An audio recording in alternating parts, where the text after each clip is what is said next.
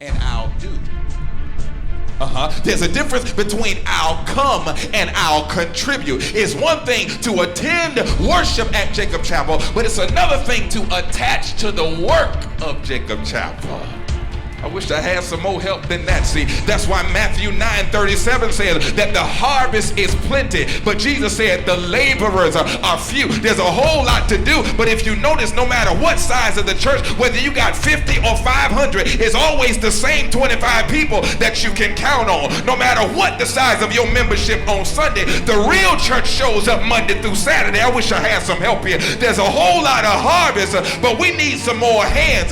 You got to labor for what you love. Talk to me here. You got to put your hands where you say your heart is. Put your money where your mouth is.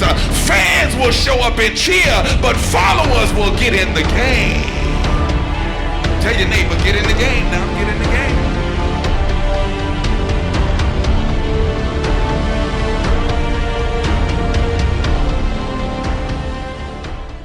Ask the people around you, are you a follower or a fan? What did they say? Is it, are you a follower or a fan? And then tell them we'll figure it out in a minute.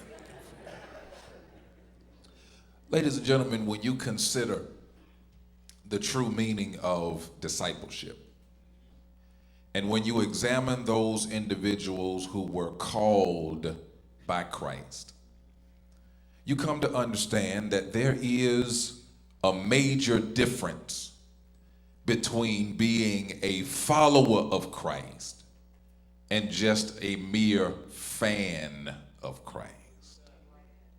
By definition, a disciple is one who follows as a student learner, if you will. Those of us who have taken on the yoke of influence in order to be corrected and directed into a fruitful existence in Him. Remember, Jesus said, take my yoke upon you and do what? Learn of me. Why? Because my yoke is easy and my burden is light. In other words, to be a disciple is to be a lifelong learner. Understanding the fact that God's ways are not our ways, we have to learn His ways. Understanding that His thoughts are higher than our thoughts, we must then take upon that yoke so that we will know what it means to be like Him and to think like Him and to act like Him and to engage others as He would. And so the issue that we're confronted with this morning, and we'll hang out for a little while, is that in modern Christianity, it appears that we are developing more fans than followers. Somebody ought to talk to me here. I said in modern Christianity, when you examine the landscape of what has become the church, it is my observation that we are developing, we are growing, we are nurturing, we are attracting more fans than we are followers. A Christian author by the name of Kyle Idleman, and I would suggest that all of us would pick this book up. He wrote a book that I believe to be one of the most powerful books on discipleship, and it is entitled Not a Fan. Again, Not a Fan. Kyle Idleman. I recommend you get it because, as a matter of fact, in the month of August, we're going to begin a whole teaching series in Bible study on this book, because in this book, he invites the reader to make Jesus, listen now, not just the object of your affection, but rather the center of your existence. Not just in feeling, but in faith. That is what discipleship is all about. And when you look at the words of the text this morning, what you see is a man who is not only interested, but he's also eager to become a follower of Jesus Christ. It says that a certain scribe came and said unto him, Master, I will follow you wherever you go.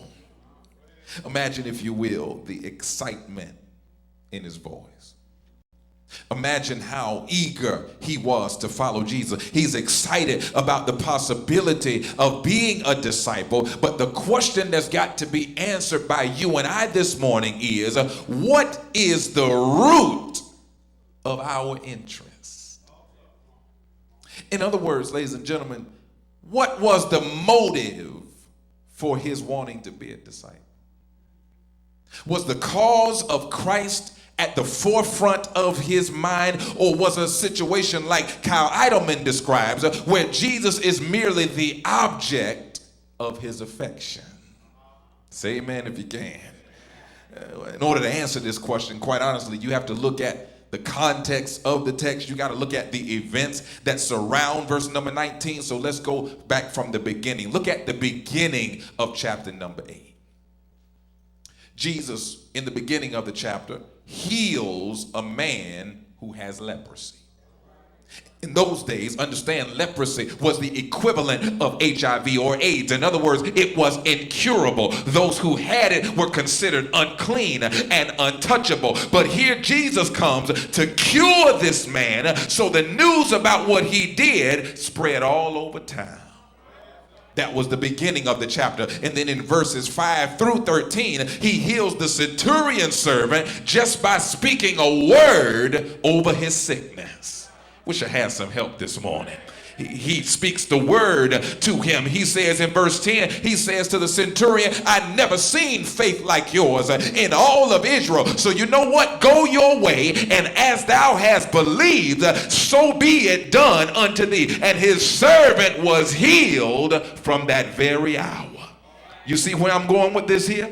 Understand that he went all about the region, all about the town, all about the neighborhood, performing these miracles. In verse 14 and 15, he heals Peter's mother-in-law. In verse 16, he heals all type of sick people, demon-possessed people, casting out devils just by speaking the word. So as you all can imagine, by this time, Jesus' star has risen. His stock, if you will, in the spiritual community has risen. His name is being spread all over town. And if it were 2013, Jesus would have been labeled a mega church pastor. Wish I had some noise this morning. His following had increased. The number of people interested in him. He had more Google hits than anybody else. He had more Facebook friends than anybody else. More Twitter followers than anybody else. Time magazine has labeled him the mega church pastor of the year. The one that everybody is talking about. Yeah, so by the time you get to verse number 19, here you have this scribe all excited, and he's ready to go. And he says, "Jesus, I'll follow you anywhere you go." Now I'll ask you again, what do you think his interest was based on? Was he a fan, or was he really a follower? Was it devotion or simply emotion that he was speaking out of? Brothers and sisters, the questions that we ask about this scribe, believe it or not, they are the very same questions that we have to answer about ourselves.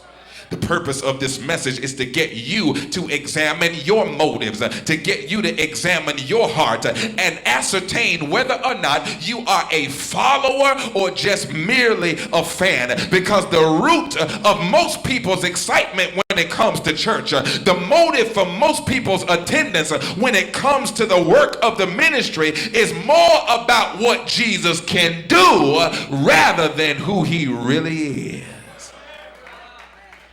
Yeah, fans like to root for a winner. So the fact that Jesus did all he did in chapter 8, that was enough reason for folks to want to be close to him. Don't nobody want to root for a loser.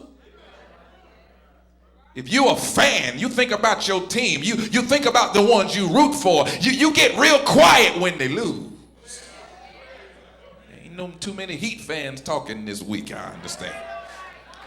Everybody wants to root for a winner. I wish I had some help here. So the fact that Jesus was on such a roll in chapter 8, it just made sense that people wanted to be around him. Notice what the man said, and this is what I've been trying to get to. Notice what he said. He said, "Master, I will follow you wherever you go. Sounds good, right? I beg to differ. That's fan behavior, because that's fan mentality. Because if you notice, he didn't say nothing about Jesus, I'll do whatever you say do. He said, I'll follow you wherever you go. And I need somebody to understand that there's a difference between being a fan and a follower. There's a difference between being a hearer of the word and a doer of the word. The church got a whole lot of fans. Come here. Jacob Chapel got a whole lot of fans, but as pastor of this church, even I got some fans. Unfortunately, you're excited about what happens here. You're fascinated about how the Spirit moves in this place. You attend based on what you've heard others say. You're uplifted by the worship. You're empowered by the praise. And when the names on the roll start to number in the thousands, the question I gotta ask is, are y'all really committed, or are you just curious? I ain't gonna get much help on Memorial Day weekend, but I came here to preach and I'm gonna do it like God told me to do it. I said, are you really committed, or are you just curious? Than that. See, that's why Matthew 9:37 says that the harvest is plenty, but Jesus said the laborers are few. There's a whole lot to do, but if you notice, no matter what size of the church, whether you got 50 or 500, it's always the same 25 people that you can count on. No matter what the size of your membership on Sunday, the real church shows up Monday through Saturday. I wish I had some help here. There's a whole lot of harvest, but we need some more hands. You got to labor for what you love. Talk to me here. You got to put your hands where you say your heart is. Put your money where your mouth is. Fans will show up and cheer, but followers will get in the game. We need to examine whether our behavior is more like a follower or more like a fan. There's a difference between membership and discipleship. Reason I know is because members get on the roll, but disciples roll up their sleeves. Yeah, you thought you was getting some little barbecue sermon. I got something for you. I said members get on the roll, but disciples roll up their sleeves. Members attend, but disciples attach. Members pay dues, but disciples bring tithe. Don't get quiet on me now. Jesus said, don't come to me based on an emotional experience, because sometimes, fact about it, most times being a follower is not all glitz and glamour. Sunday morning look real glamorous. Sunday morning looks real easy to some of y'all. And the reason is because you have no idea what happens to make Sunday morning even possible. That's why Jesus responded the way he did in verse 20. He wasn't being rude to the man. He wasn't being indignant towards his desire to be a disciple. But what he said in verse 20, he said, let's be clear now. Foxes have holes. I understand you excited, but let's get this straight. Birds have nests, but here I am, the Son of Man, and I have nowhere to lay my head. Jesus is never unclear about the cost of discipleship. A whole lot of folk get excited about the call to discipleship, but have you considered the cost of discipleship? He may not tell you everything that's going to happen, but up front, he lets you know that there is going to be a cost. This glamorous gospel that some people are preaching, this idea of following Jesus and everything is glory, glory, and hallelujah. This counterfeit Christianity that promises you health and wealth and personal prosperity. Can I hurry to tell you that that kind of stuff will attract fans, but real followers have to know that Christianity ain't always comfortable.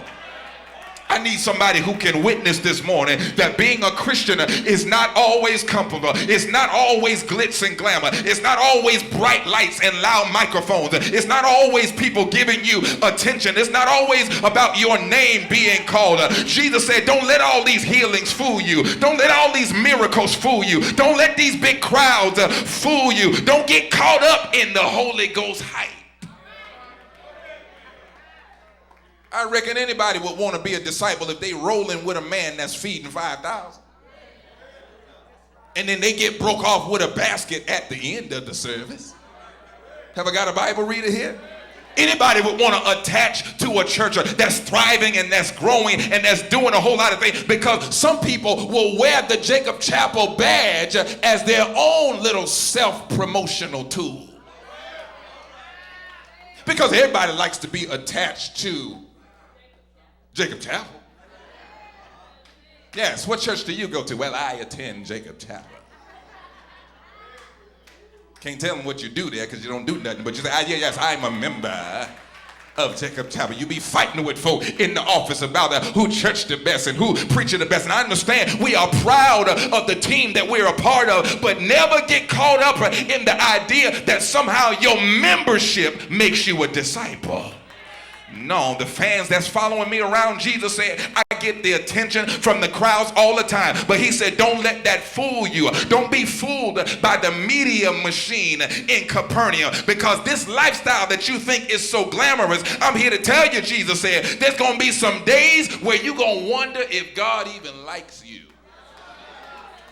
I wonder if anybody's been there yet. Beyond Sunday morning, have you ever just lived a life from day to day and you wonder, is God even listening to me? Is God even around? I'm a preacher. I'm supposed to talk to God's people and I ain't even hearing a word from the Lord. I'm a missionary. I'm supposed to help folk, but sometimes folk get on my nerves. I wish I had some help here. I'm a member of the church, but sometimes I dread going. This thing ain't always glamorous. This thing ain't always gonna keep a smile on your face. What do you do when disciples gets uncomfortable? He said foxes have holes. That's the bare minimum. Birds, even birds have a nest in the tree. That's the least they can expect. But here I am, the Son of God, and when I leave these big revivals all over town, I ain't got nowhere to lay my head. Are you ready for that level of discipleship? Do you really want to see what happens after the game? Kiara made me sick to my stomach when I saw on TV, because I be flipping TV. I don't necessarily watch stuff. I just flip past it, and I ran into something, this reality show about preachers' wives. And I hear they getting ready to come out with one with some preachers, it's out there, ridiculous. So-called reality show, cameras following these superstar preachers around and how glamorous their life is and this level of lifestyle they live. Do you really want to see what goes on betwixt Sundays?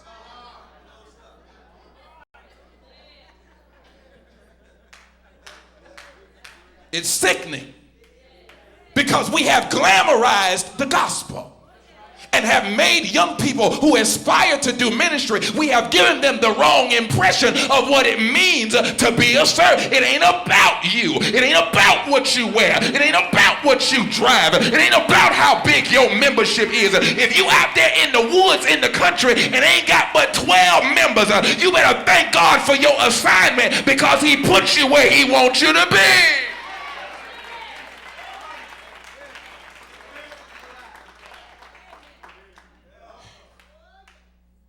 I need a bigger church, Doc. My gift need to be shared with more people. They can't take care of me over there. They can't pay me over there. Negro, get a job. God ain't never promised you no big salary. God ain't never promised you that folk were just gonna give you everything you want. God gave you a brain. He gave you some hands. You go out there like a man and make a life for yourself. And if you bless God's people and he opens the door, then you'll get what you need. But don't think it's guaranteed. Tell your neighbor, this thing ain't glamorous.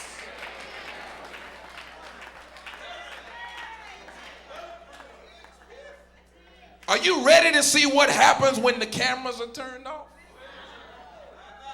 Are you ready to know what really happens behind the scenes?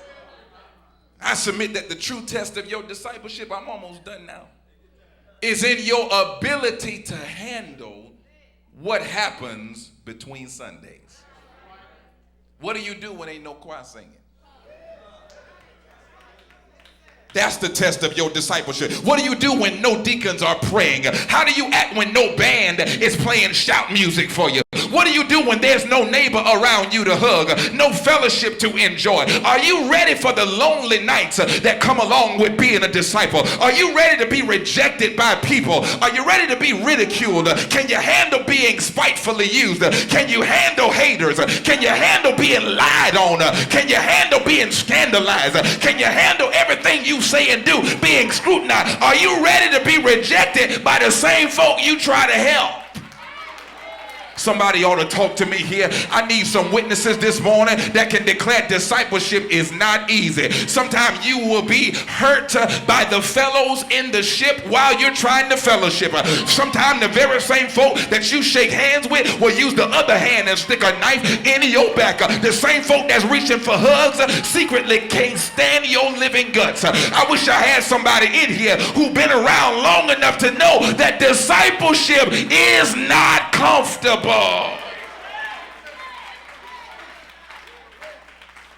Listen, are you ready to have your family question your sanity? So you got to look at these boys. These boys left everything to follow Jesus. They came up to Jesus one day and they said, Jesus, your mama and your brothers are looking for you. Jesus said, my mother and my brothers are the ones that do the will of God. See how quiet it gets right there? You say, how can you say that?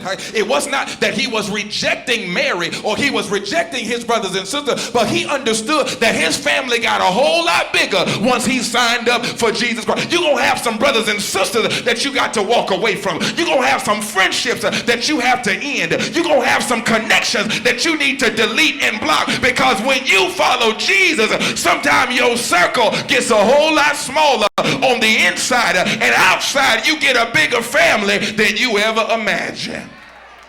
Now the homeless man on the street becomes your brother, even though he does not have your blood. That sister that's got all them children and no husband, she becomes your sister. The person that's out there hurting, the one that's fresh out of jail, normally you wouldn't fool with those kind of people, but when you become a disciple, your family circle gets a whole lot bigger.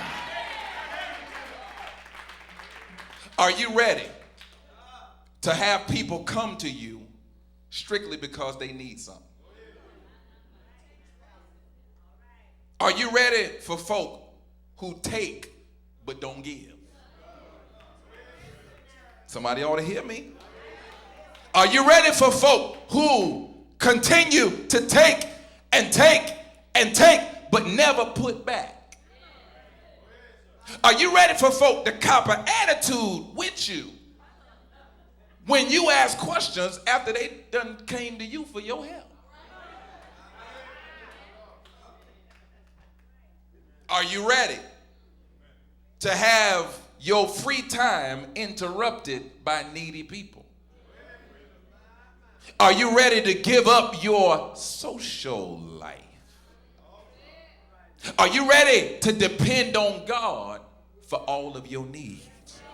I need to know if I'm talking to fans or if I'm talking to followers, because fans want to be served, but followers come to serve. Followers are committed. Fans are just curious. Followers help out. Fans walk out when it's time to help. I wish I had some help here. Followers create. Fans just sit back and critique what was created. Followers come early and leave later, but fans will show up late and got nerve to want to leave early. Fans will talk about what they could have done different. It could have been a whole lot better. I don't know. But followers actually get in the ministry and help make things better. Followers understand that it's not always about us, while fans are only interested in nobody but themselves. So I better go ahead and close. There's an interesting point to be made about this text. Because with all that Jesus said to this man, what we don't see is a response to Jesus' statement. Man runs up on him and he says, Jesus, I'll follow you wherever you go. Jesus says, foxes have holes, birds have nests, but the Son of Man have nowhere to lay his head. We never get a response. And I believe the reason why we don't get a response is because God leaves it open for us to examine our own lives. We don't know if that man moved forward or did he draw back. We don't know if he accepted it or rejected it. Remember the rich young ruler that came to Jesus one day and said, Jesus, what do I have to do to get eternal life? Jesus said that you need to obey your mama and your daddy and all those good things. He said, well, I've done those things ever since I was a little boy. Jesus said, one more thing you lacking. You need to sell everything you have and come follow me. The young man made it very clear. He said, no, that's too high of a price to pay. I think I'm going to pass on that one. So it was clear what that young man wanted to do. But for this man here, we don't know if he did forward march or about face. Somebody ought to help me close here. We don't know if he shifted it to drive or did he throw it in reverse. We don't know if he signed up or did he shut down. The reason God left it open is because just like this man, we all got to make a choice. Yeah, I submit that it's easy to get excited about the cause of Christ. But it's another thing altogether when you consider the cost of following Christ. In other words, healing the sick. We all love that. When you think about delivering demons, who would not follow a man like that? When you feed 5,000 and when you save millions of people, when you really think about it this morning, who would not be a fan of Jesus Christ? Yeah. When you consider the test of your discipleship, is when you turn around and consider the cost. Because how much does it cost you to be a disciple of Jesus Christ?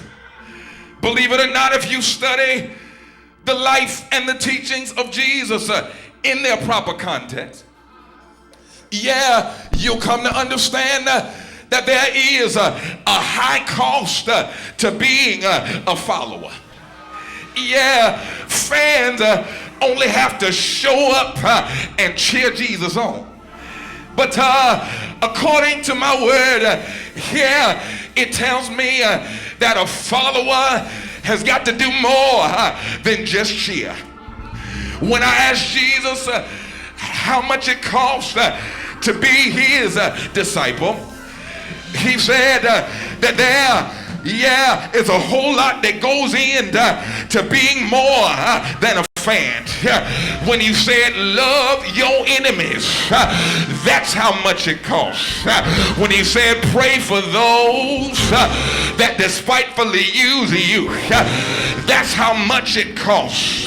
When he said turn the other cheek after they slapped you on one cheek, that's what it costs to follow the man named Jesus. Have I got a witness here? If they take your shirts, give them your shoes too. That's the cost of following Jesus. He said, give and it shall be given. He said, that's how much it costs. The world's gonna hate you because of me. That's how much it costs. Blessed are you when you get persecuted for righteousness' sake. That is the cost of following Jesus. When your friends turn to enemies, that's how much it costs. Sleepless nights and lonely days, that's how much it costs. But if there's somebody here that's looked at the cost and you think it's too much required of you to follow behind Jesus, can I hurry to tell you what Jesus did for you? It was early